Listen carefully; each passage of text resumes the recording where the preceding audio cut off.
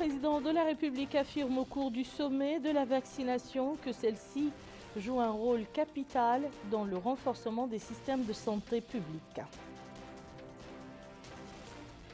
Le Premier ministre préside 2 réunions de l'équipe gouvernementale, l'une avec les divers organes techniques des Nations Unies dans notre pays et la seconde avec les ambassadeurs de l'Union européenne en Mauritanie.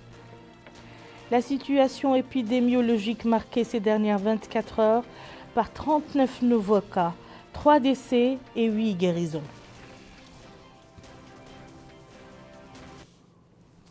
C'était les titres de ce 21h30. Madame, Monsieur, bonsoir. Avant de les développer, le message de félicitations du président de la République, Monsieur Mohamed El-Cheikh El-Ghazouani, adressé à Sa Majesté la Reine de Danemark, Margaret II, à l'occasion de la célébration de la fête nationale de son pays.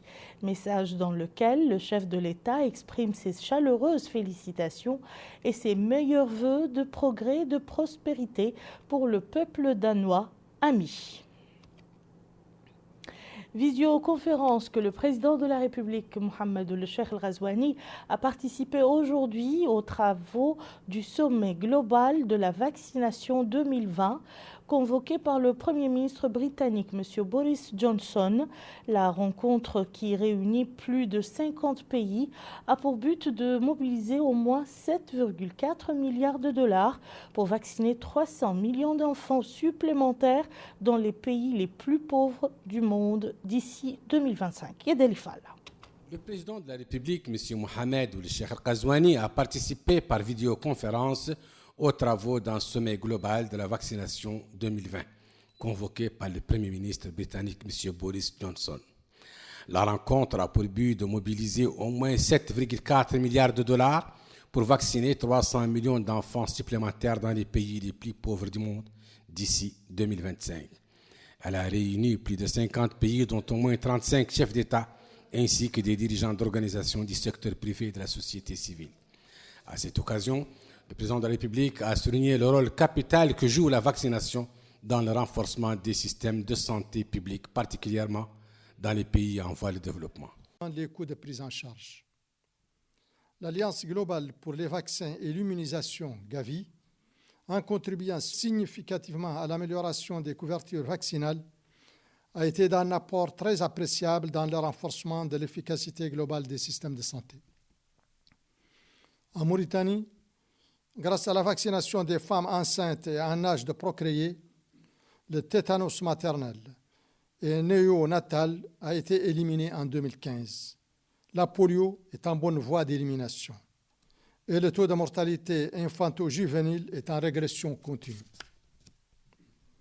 Ces résultats ont été obtenus grâce, entre autres, à l'appui de Gavi, environ 35 millions de dollars qui ciblent sur l'essentiel: l'achat et l'introduction de nouveaux vaccins, l'appui aux campagnes de vaccination de masse contre la méningite et la rougeole, ainsi que le renforcement et l'optimisation de la chaîne de froid. En Mauritanie, nous avons toujours travaillé à renforcer notre partenariat avec l'Alliance globale pour les vaccins et l'immunisation. Nous contribuons ainsi annuellement à hauteur de 835 000 dollars au cofinancement de l'achat des nouveaux vaccins.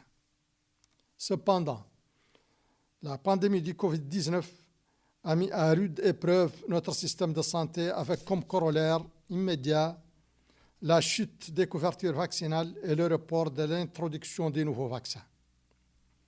Il va donc falloir renforcer davantage la résilience de notre système de santé. Aussi, j'espère que le présent sommet sera une occasion pour renforcer l'Alliance Gavi, afin qu'elle continue de jouer un rôle capital et pour échanger sur les perspectives et l'urgence d'un nouveau vaccin contre le Covid-19 qui permettrait enfin à l'humanité tout entière de se défaire définitivement de cette pandémie.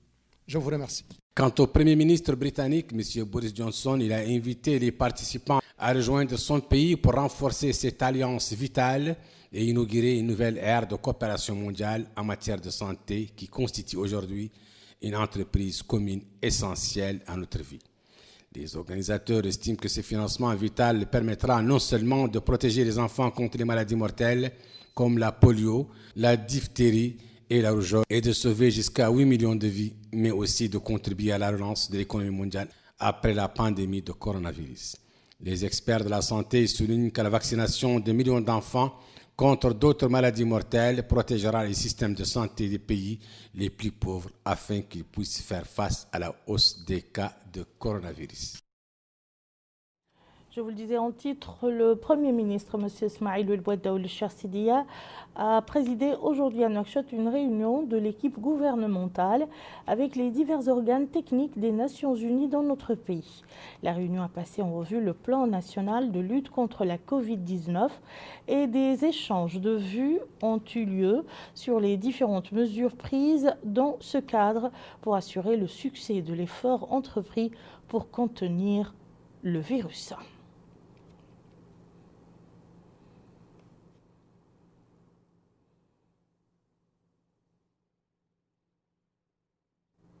Et à sa sortie de réunion, M. Anthony Kwako Ohemang Boama, coordonnateur résident du système des Nations Unies dans notre pays, a fait une déclaration dans laquelle il a félicité le gouvernement mauritanien pour les résultats obtenus dans la lutte contre la pandémie grâce aux efforts déployés dans ce cadre. Écoutons-le.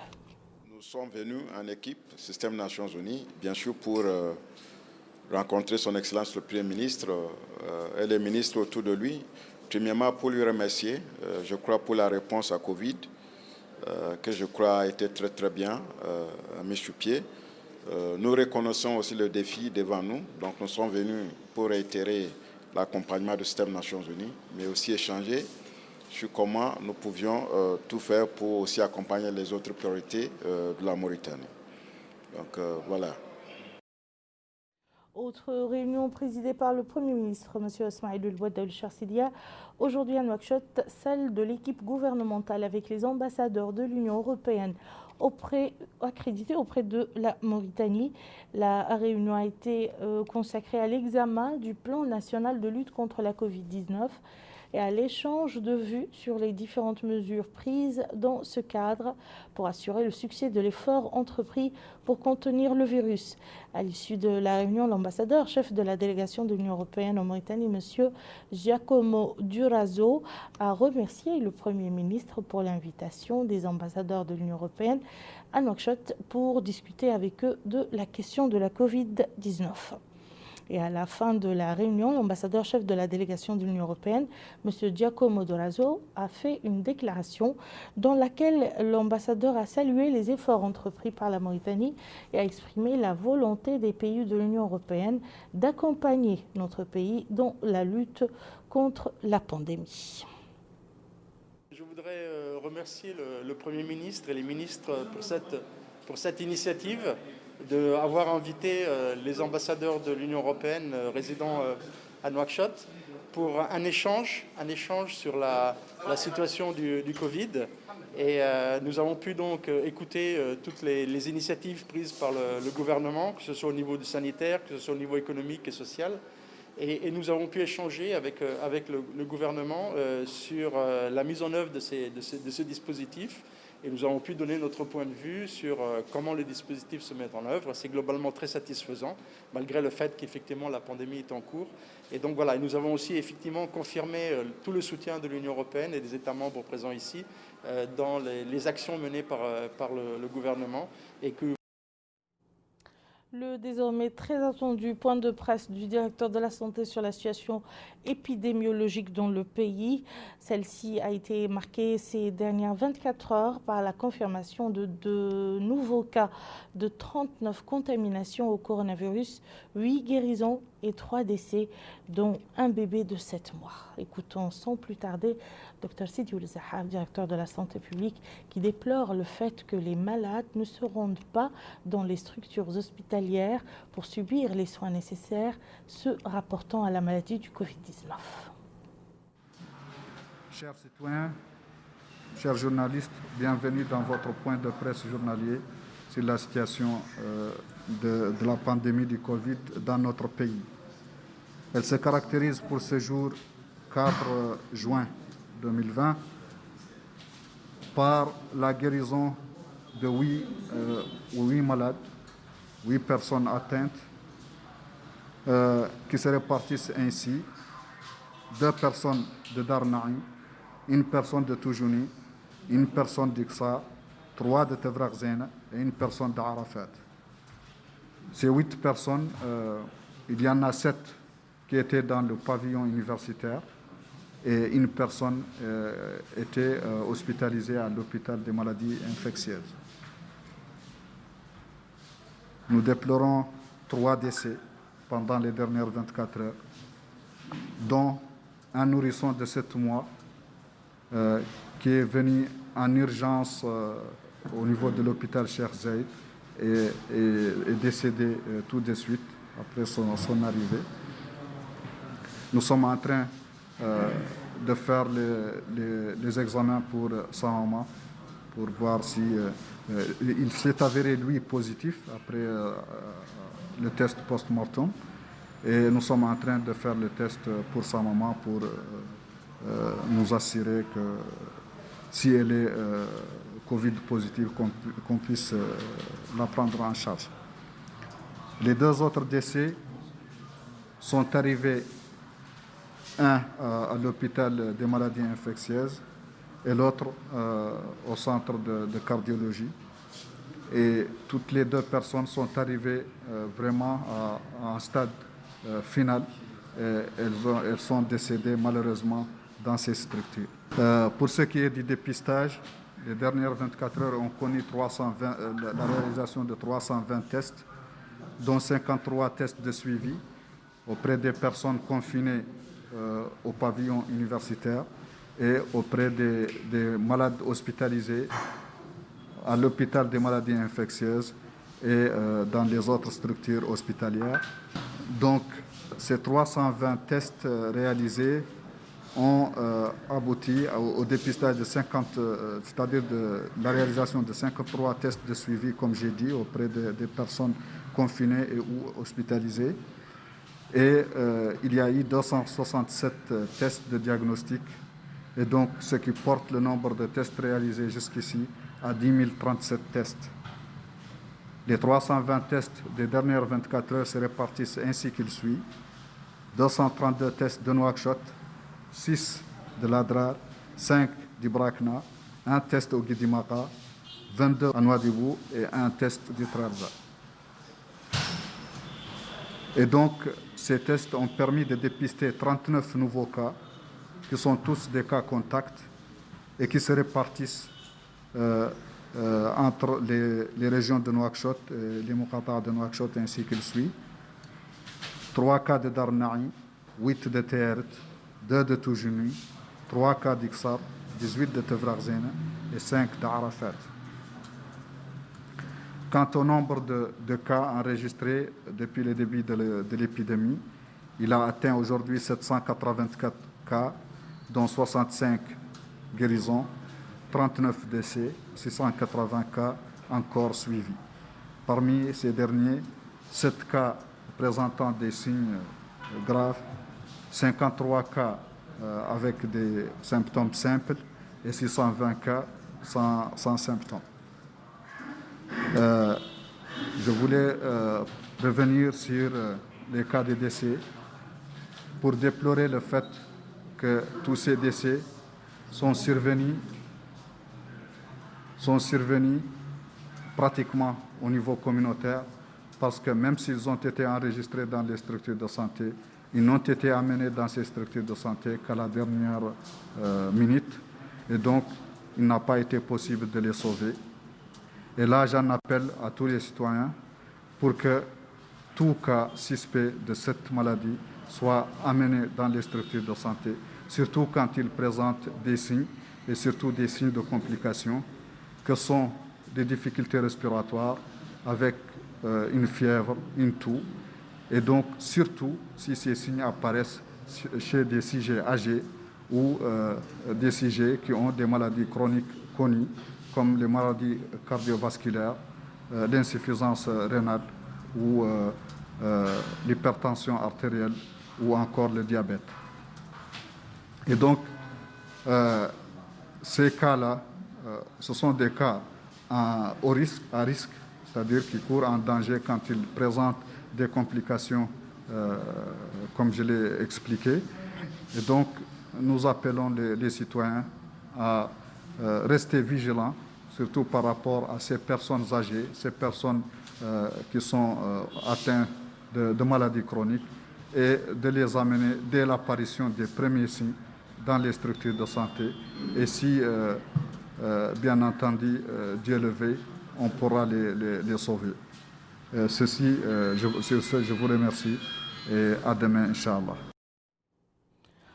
À l'instar de la communauté internationale, notre pays célèbre demain la Journée mondiale de l'environnement 2020.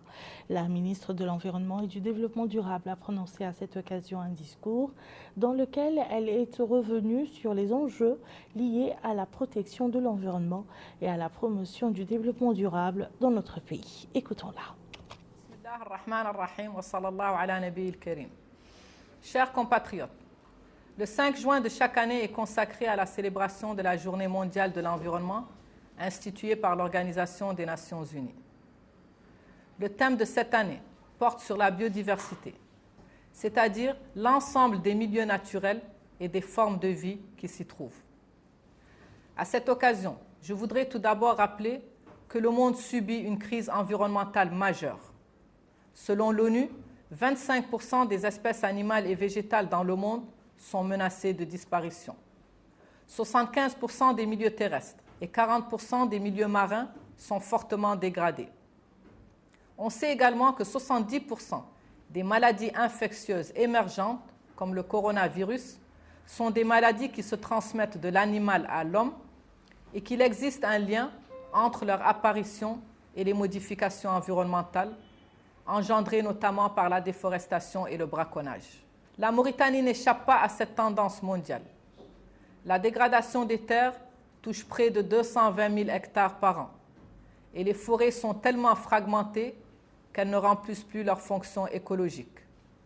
Au rythme actuel de la déforestation, qui détruit 8 000 hectares par an, nos forêts auront totalement disparu d'ici 2060. La situation de la faune sauvage est elle aussi assez préoccupante. Plusieurs espèces ont totalement disparu, comme l'éléphant, le lion, l'autruche et la girafe, et d'autres sont fortement menacées, comme la gazelle, le lièvre et la grande outarde.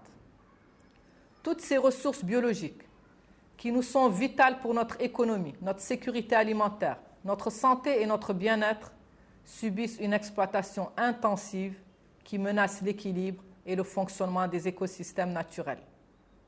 Notre pays, conscient du rôle clé joué par la biodiversité dans le développement durable, a ratifié en 1996 la Convention internationale sur la diversité biologique et s'est engagé à améliorer la prise en compte de la biodiversité dans les politiques publiques et les programmes de développement. Cet engagement, qui est au cœur des priorités du président de la République, son Excellence M. Mohamed Cheikh El Ghazouani, est explicitement pris en compte dans le programme du gouvernement piloté par son Excellence M. le Premier ministre Ismaïl Ould Cheikh Sidiya. Dans ce cadre, le ministère de l'Environnement et du Développement durable va concentrer ses efforts sur 5 axes majeurs. Premièrement, la restauration et la gestion durable des écosystèmes, en particulier les zones humides, les espaces forestiers, les terres agricoles dégradées et les écosystèmes côtiers. Deuxièmement, le renforcement de la police environnementale afin de lutter contre le braconnage, la déforestation, la pollution et la destruction des milieux naturels. Troisièmement, la promotion de l'utilisation raisonnée des pesticides dans l'agriculture. Quatrièmement, l'amélioration de la connaissance de la biodiversité et des milieux naturels pour mieux éclairer la prise de décision. Et enfin, la sensibilisation et l'éducation environnementale. À cet effet, nous travaillerons avec les départements concernés pour intégrer les problématiques environnementales dans les programmes scolaires. Nous procéderons l'année prochaine à la révision de la stratégie nationale pour la biodiversité afin de prendre en compte les nouveaux objectifs mondiaux qui devraient être adoptés lors du prochain sommet des Nations Unies sur la biodiversité prévu en 2021. Mes chers compatriotes, si nous voulons réduire durablement la pauvreté, assurer la sécurité alimentaire et préserver notre santé, nous devons faire un meilleur usage de notre environnement et de nos ressources naturelles. Ce défi, nous devons le relever ensemble à travers un engagement citoyen plus fort et une plus grande implication des élus locaux. J'aimerais ainsi vous inviter à réfléchir individuellement et collectivement aux conséquences de nos modes de consommation et de production et aux avantages qu'il y a à changer certaines de nos habitudes. Nous pouvons par exemple refuser l'usage des sacs plastiques jetables et éviter de jeter nos déchets n'importe où. Combattre la chasse et la déforestation illégale qui nuisent au fonctionnement des écosystèmes naturels. Éviter le gaspillage des ressources naturelles pour maintenir la durabilité du système économique et la qualité de vie. Mes chers compatriotes, pour finir, je souhaite que chacun se rappelle que l'islam, notre sainte religion, recommande la modération dans l'utilisation des ressources naturelles. L'islam nous incite à ne pas perturber l'équilibre des milieux naturels dont toutes les composantes ont été créées par Dieu le Tout-Puissant avec juste mesure. Alors gardons toujours à l'esprit que respecter l'environnement, c'est respecter la création d'Allah. Je vous remercie. Le combat contre la pandémie du coronavirus concerne tout le monde. C'est dans ce cadre que l'organisation Nessim pour l'action culturelle et sociale a remis aujourd'hui au Wali de Nouakchott Sud, M. Mohamed Ould Salk, un don portant sur 5000 masques destinés aux habitants de la wilaya. Le point avec Aminata Khan. Les locaux de la wilaya de Nouakchott Sud ont abrité aujourd'hui la cérémonie de réception d'un don de 5000 masques pour appuyer les efforts du gouvernement dans la lutte contre la propagation de la pandémie du Covid-19.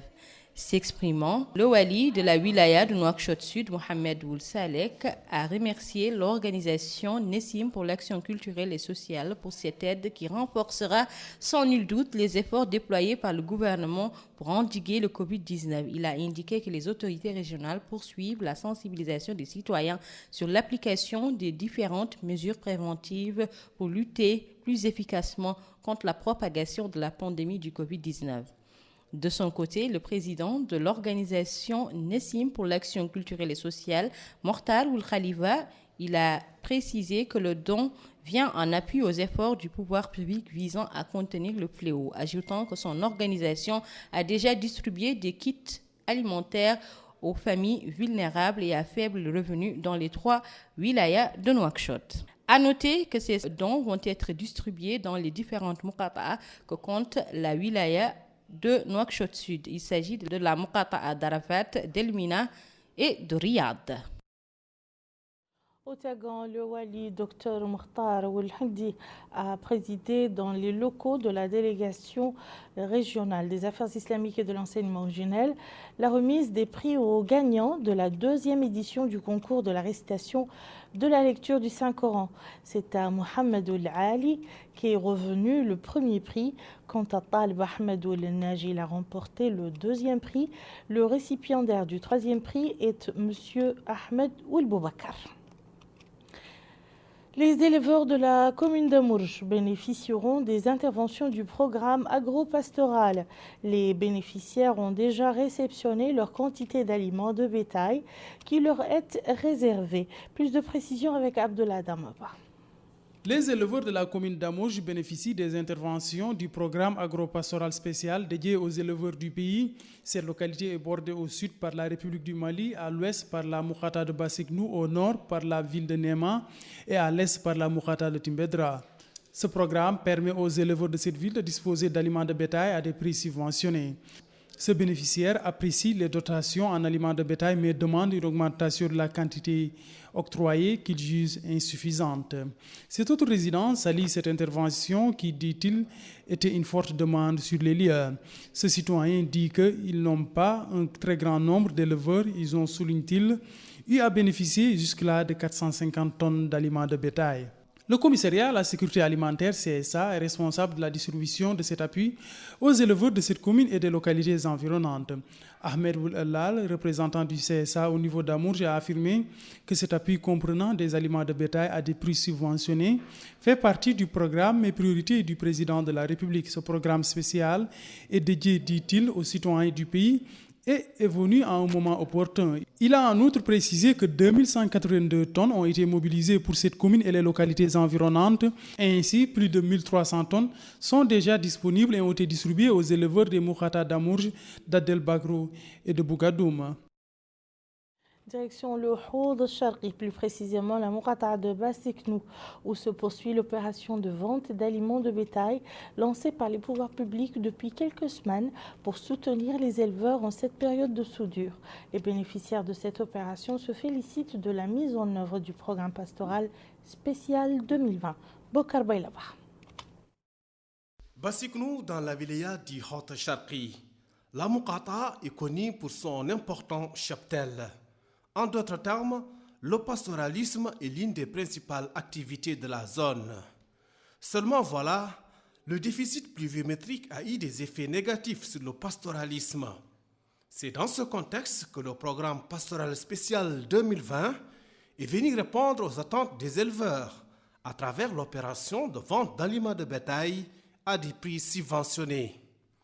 Pour ces éleveurs, cette opération vient en point nommé. Pour eux, il ne fallait que ça pour faire face au déficit pluviométrique qui a eu un impact négatif sur les activités pastorales. Ils remercient les pouvoirs publics pour avoir eu la louable idée de mettre en œuvre le programme pastoral spécial 2020.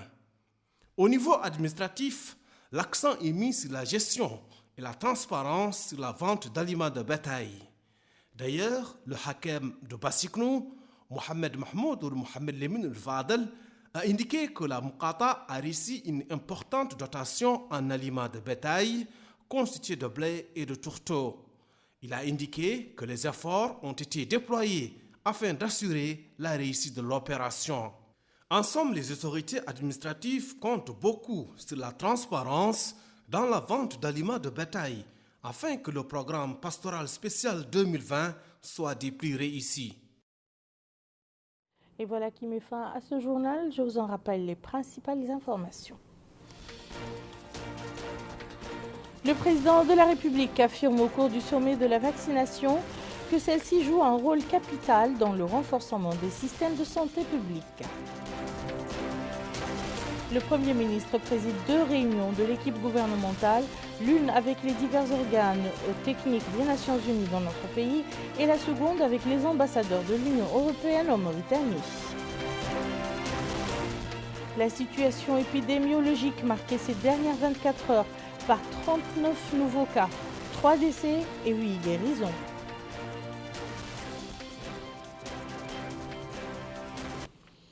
Merci, madame, monsieur, de nous avoir suivis. Je vous donne rendez-vous demain, Inch'Allah.